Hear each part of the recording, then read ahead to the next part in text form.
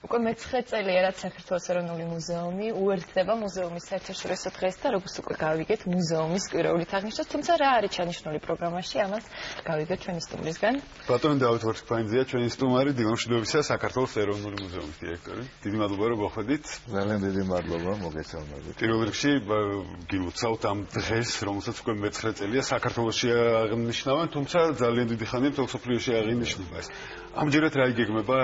პირველ რიგში ვიტყვი რომ ძალიან სასიამოვნოა რომ ესე ფართოდ აღენიშნება და უკვე გახდა ტრადიციაც კვირეული, როდესაც ამას ვიწყებდით, სულ რამდენიმე ადგილას ხდებოდა და დღეს როგორც ხედავთ, არა მხოლოდ ეროვნულ მუზეუმში, ბევრი სხვა მუზეუმია ჩართული. ეს იმაზე მიუთითებს, რომ საზოგადოებრივი ინტერესი გაჩნდა, მოიმატა საზოგადოებრივმა ინტერესმა და ახლა ძალიან საინტერესო გამოფენაზე იყო ლაპარაკი ავანგარდიზმი და ალბათ სიმბოლურია რომ ჩვენ ვიყოთ ავანგარდში დღევანდელი ცხოვრების და მუზეუმები არ იყოს მხოლოდ წარსულთან დაკავშირებული, მხოლოდ ტვერთან დაკავშირებული და ეს არ იყოს ლიტონის სიტყვები, მათი გაცოცხლება, ასე რომ მე ვიტყოდი რომ ის რომ ამდენი აქტივობა არის, ამის გარდა იქნება ძალიან ფართოდ უკვე წელს მუზეუმების ღამე, 2 წლისი, როდესაც პირველად ეს იყო მხოლოდ ეროვნული გალერეა იყო ჩართული და დღეს ბევრი თითქმის ყველა მუზეუმი შაბათიდან კვირაზე იქნება მთელი ღამე, ამის 3 საათამდე უმეტესობა ხია, ასე რომ საქართველოს ცდილობს მიყვეს თანამედროვე. ეს მუზეუმის ღამეს მთელ მსოფლიოში ელოდებიან ხოლმე, რომ რაც განსაკუთრებული ხიბლი აქვს და სხვადასხვა დროს აღენიშნება ხოლმე სხვადასხვა ქალაქებში და მე გავუსვავ ხალხს რომ გარდა გამოფენებისა და თქვენ ნახეთ რომ გამოფენები არის უკვე კონცეპტუალური გამოფენები, მე ყოველგვარი თავდაბლობის გარეშე შეგვიძლია გითხრათ რომ ჩვენი დაწესებულება და უკვე არის საერთაშორისო სისტემის ნაწილი და ყოველგვარი სნობიზმის გარეშე შეგვიძლია გითხრათ რომ სოფლიო წამყვანი მუზეუმების პარტნიორები ვართ. შესაბამისად უკვე სხვა მოთხოვნებიც არის და გამოფენა ყოველთვის უნდა იყოს მთელი მოვლენების, ასე ვთქვათ, მოვლენების გამო შედგებოდეს უკვე ახსენეს, რომ იქნება საერთაშორისო კონფერენციები, იქნება სხვადასხვა ტიპის აქტივობები და ყველაზე პრინციპული მე არ მომბეზდება ამის განმეორება, ეს არის საზოგადოებრივი საბავშვო შემეცნებითი პროგრამა. ეს არის პრინციპული იმისთვის, რომ ჩვენ შევძლოთ მომავალი თაობის რეალურად, მომავალი თაობებისთვის პირველ რიგში ფასეულობების გადაცემა. მუზეუმმა უნდა გადასცეს ფასეულობები და ის ღირებულებები, რაზეც ჩვენ ყველანი ვდგევართ და სწორედ ხელოვნების და მეცნიერების სინთეზია, მე ვიტყოდი, ის გზა, რომელსაც ჩვენ წინ ვიყავით. განსაკუთრებით აღსანიშნავია ის, რომ ევროპის მუზეუმების ფორუმის მიერ ნომინირებულია სვანეთის მუზეუმი განსაკუთრებული წვლილისთვის. ეს არის ალბათ მაგალითი.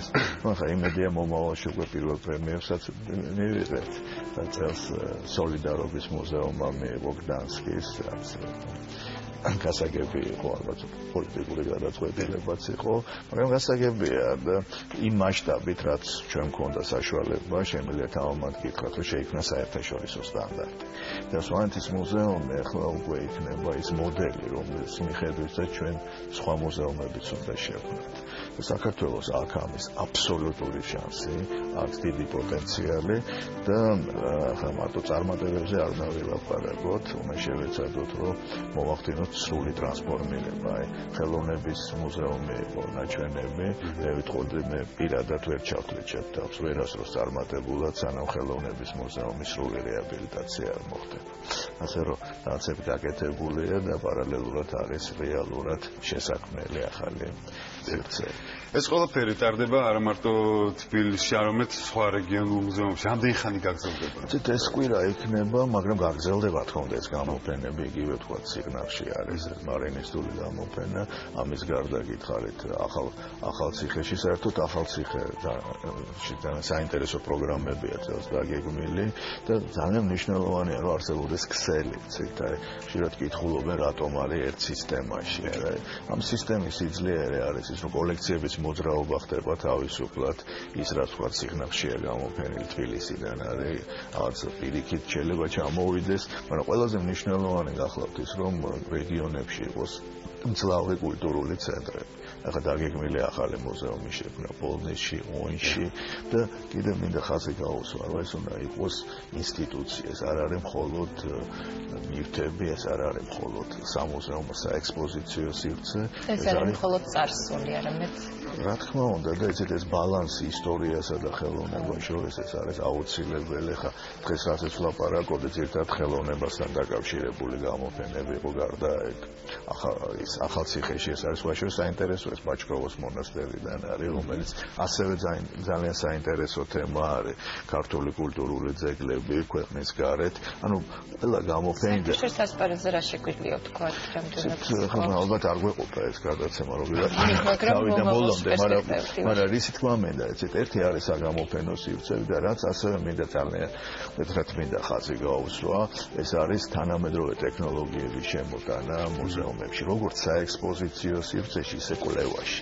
მე თუ მკითხავთ რა არის მუზეუმის ერთ-ერთი ყველაზე დიდი შესაძლებლობები საქართველოში ეს არის ჩვენი მემკვიდრეობა რომლის ჩართვა თავისუფლად შეიძლება საერთაშორისო სამეცნიერო სისტემაში სწორედ უმაღლესი რანგის ტექნოლოგიის გამოყენებით და ეს არის გზა საერთოდ უნდა მივდიოდეთ ძალიან დიდი მადლობა წარმატებებს გისურვებთ